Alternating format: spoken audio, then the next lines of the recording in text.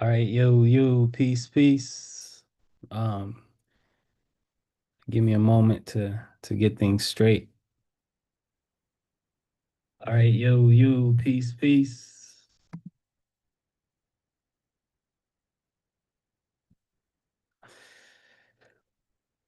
All right, so this is how we're gonna do this, right? Now, like I said, right? Um, I really, I really wasn't too concerned about this Songbird situation up in Philly and his work. Um, you know, when I first saw it take place, I said it looked like an op. He's got he was doing the same game plan as Grandmaster Jay. I said that already. If you've been paying attention to my post, you'll know I said that already, right? Um, and when I saw it, like I said, I became conflicted. I reached out to Mr. Dixon. I reached out to Aaron. I had to call a couple of people first. And then, because I hadn't been in touch with Aaron for a minute, and that's just my bad. Like, just life just happened. He told me to finish my schooling, and that's kind of what I did. And so, you know, then, life just went on. Um, and I wasn't gonna pay attention to this situation until he said Aaron's name. And then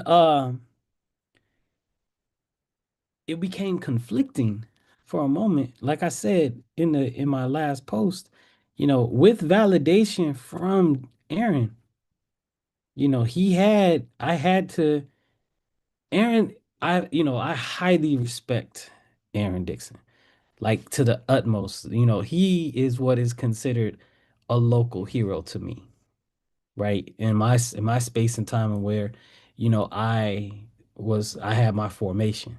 And so that he automatic off rip gets respect, right? And so then his associations and affiliations are extended that same respect.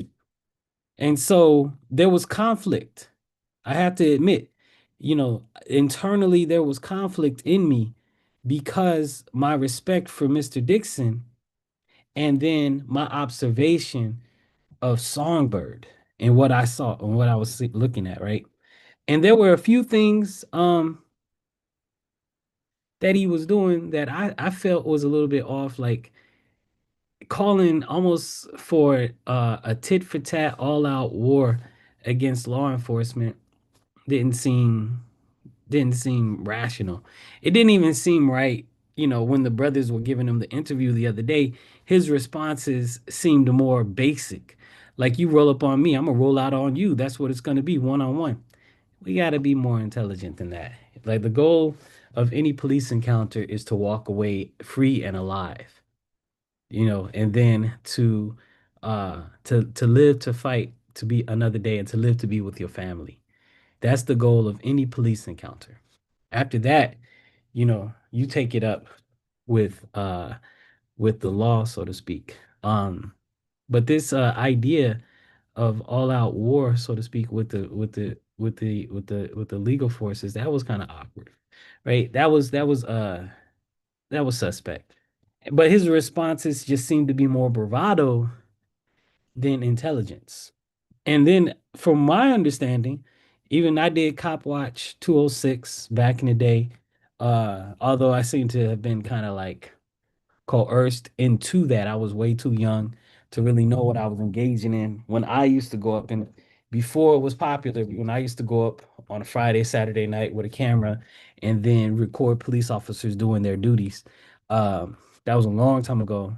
And you know, so anyway, back to Mr. Dixon and everything that's going on, right? So there was conflict inside of me, but I had to go with it, right? I wasn't intending on going up there this Saturday to check it out. I had to. I had to. I was automatically involved in the situation just by the name drop. If I had any respect for Mr. Dixon in general, right? And Mr. Dixon said he was going to be up there, so on and so forth, right? And so that's how that was gonna go. And then when I spoke to Dixon on the phone, I was like, "Look, it'll be nice to see you. I'm gonna come up there, be a nice little reunion. I'm thinking afterwards or before, maybe go out for dinner, so on and so forth. Just catch up, tell him everything I've been up to, so on and so forth. Right? That's what I'm thinking, you know. And so, days are going by, and I'm out shoveling snow with my sister, the sister-in-law the other day. She chose to come out there with me, volunteered because I shoveled my house and then I walked up to their house to shovel. So just being very appreciative of the assistance that I was given, she decided to come out and she did her work. She participated in her way. Um but anyway, she asked me a very poignant question, a good question. She said, "What is my purpose?" Right? What would be my purpose for going up there, right? Um, is it enough jazz for me to join the movement that he's doing? No, I got my own understanding. So what would be my purpose for going up there? And I came to the conclusion to verify, to clarify, and to basically connect again with old friends, our mentors, want some people. So that's what it was. But of course, a lot of stuff went down between yesterday morning and right now. And so um that's what it is. Now, what made me go live, this is what it is, right? What made me go live is what made me go live right now is this statement by Mr. Dixon. So I'm gonna go ahead and share my screen now, right? Because we're friends on Facebook. This is what he says. He says, "It was not easy to be a member of the Black Panther Party. A lot was asked of its members. You were required to memorize the 10-point program, read 2 hours a day, including reading the Black Panther Party newspaper. Before going out to sell, you're required 100 papers a day. You were required to understand the revolutionary principles of the party. You had to read the Red Book and understand it and work in the various programs you were assigned to.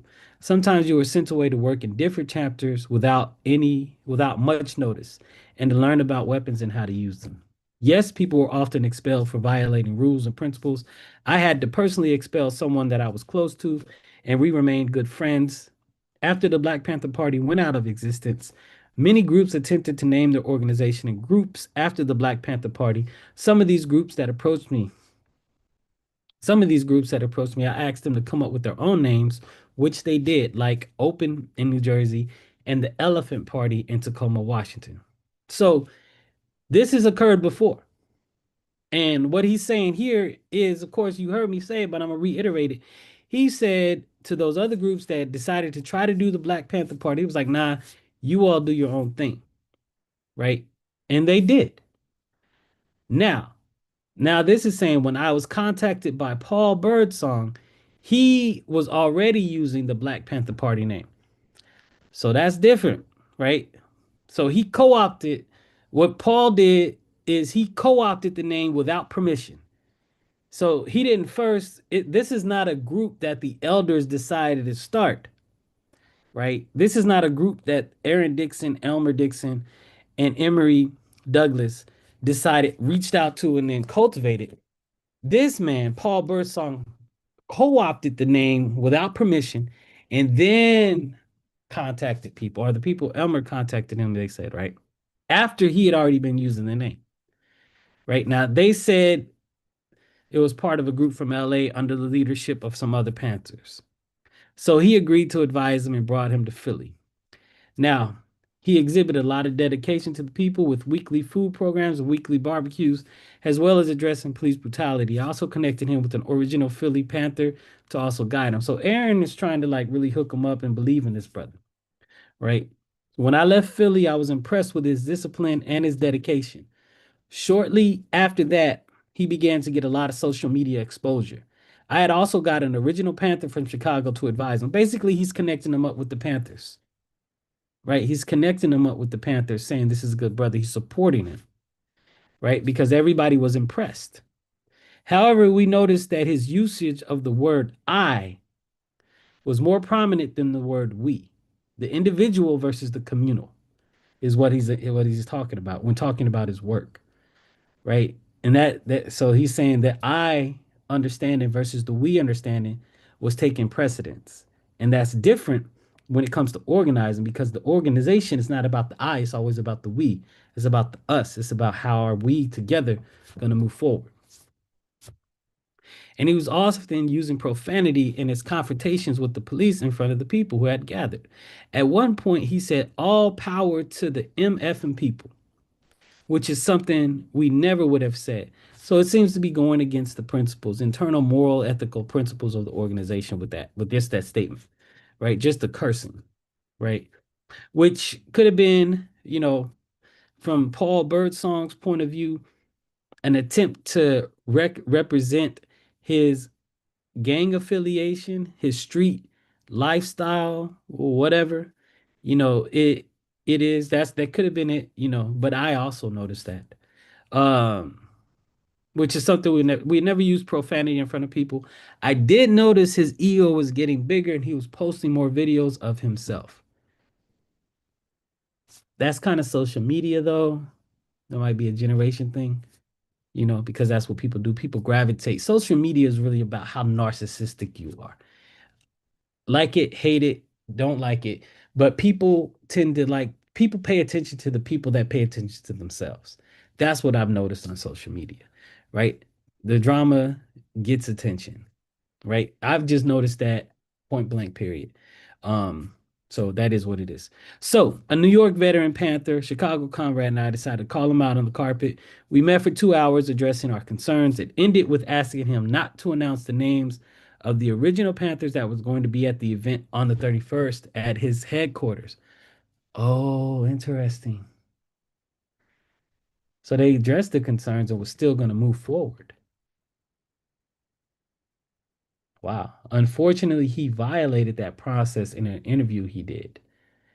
The way he conducted himself in that interview was contrary to the way a Panther was supposed to act.